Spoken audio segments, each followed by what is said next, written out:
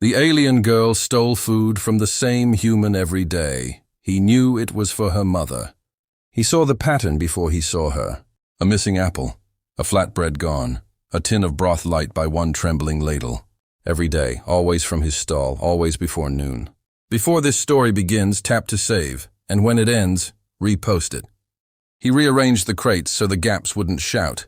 He priced the bruised fruit lower so no one would argue when it disappeared.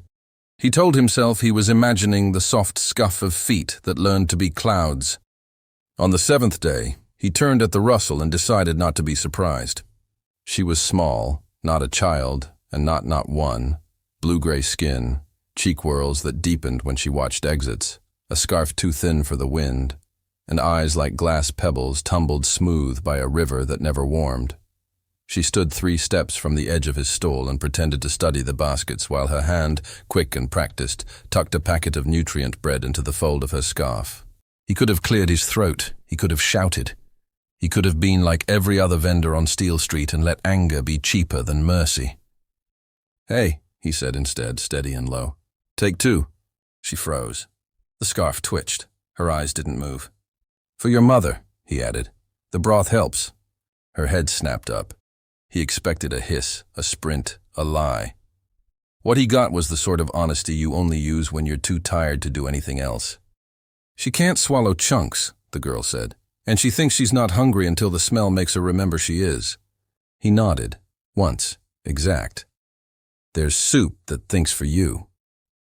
He lifted a tin from the back, the kind that warmed gentle. "You'll need this." She didn't take it. "You'll get in trouble." "Only if you run." He set the tin down and leaned his elbows on the counter as if nothing in the world could knock them off. "What's your name?" She squinted like names were taxes. "Names are for safe people." "Then I'll call you River until you tell me otherwise," he said. "I'm Tomas." "Humans name everything like they can keep it," she muttered. "We try to keep our promises," he said. "That's different." River took the tin like a dare. "I'll pay." "When you can," Tomas said. "When she's better." River flinched at better the way people flinch at fireworks. Beauty that has hurt before. She hit it with speed. 1 nod, 2 steps gone. A shadow into the market's loud shoulder. The next day she came earlier. Didn't pretend as much. Didn't talk, either. Thomas slid the tin across, without looking at her hands so she could keep believing in stealth. He tucked soft fruit where her scarf could find it. He asked no questions the first 3 days. On the 4th, he asked the kind that let her tell the story without losing her breath. "Is the cough dry or thick?" "Thick," she said. Then after a beat, "At night she says the room swims." "Dizzy?" "Water in the ears," she said. "That's what our elders call it when the balance breaks." "Do elders visit?" he asked. "Not since we were moved to the East Blocks." He didn't ask why they were moved. He knew the shape of that answer. Humans wrote it everywhere when they were scared. On the 5th day, the stall owner came, grumbling, ledger in hand, a man built of corners who counted loyalty by coins. He watched River's hand and Thomas's not looking, and made an equation he could sell to his own anger. "You're bleeding me," the owner snarled. "All of you."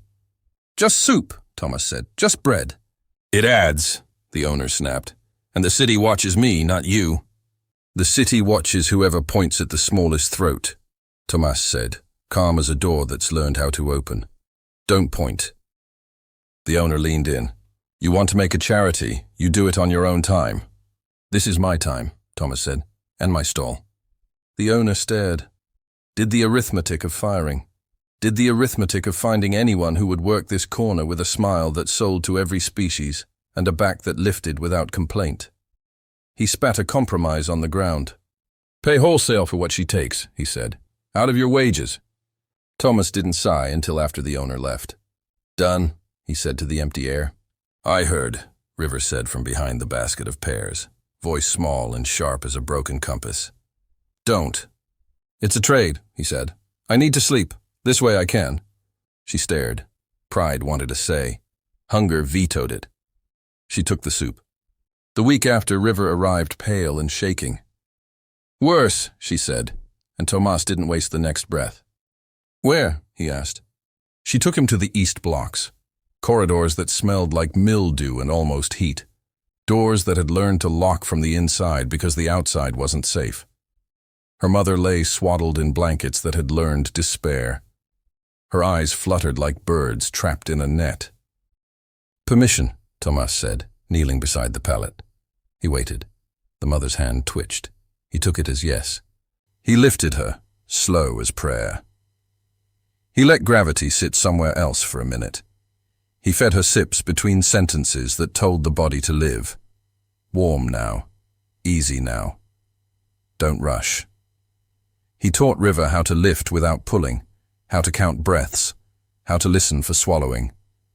"We can't pay," River said, like a guard line you recite to keep from crying. "You can return," Thomas said, "tomorrow and the day after." She did. They built a rhythm, morning soup, evening broth, the small dignity of choice when the world had stolen every other kind. River spoke more, only when the room was tired enough to be honest. "Humans touch too much," she said once. "Some of us learned from grief," he said. "My father went back west," she said another day. "I can stand on the east side," he said. "Why?" she asked finally. "Because you cried," he said. "Because I could." When her mother's fever broke, the room learned how to hold quiet again. River brought a coin and 2 buttons, and half a song as payment.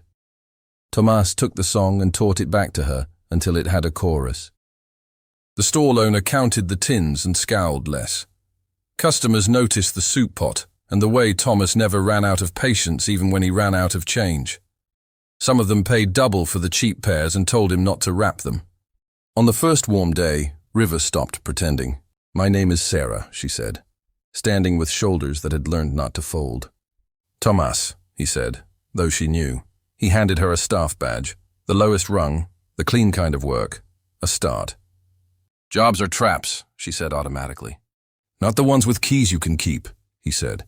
"Work while she mends. Stay as long as you want. Leave when you want more." Sarah glanced at the city as if it might overhear and change its mind. She took the badge. She held it like a small animal, not ready for wild. Humans aren't special because we're generous. We're special because we train our hands to say stay when our mouths are tired, because we notice the missing bread and choose to call it love. I poured my soul into crafting this story. Just one ask, repost it, and drop one word in the comments. Mercy. Then tell me, what story should I bring to life next?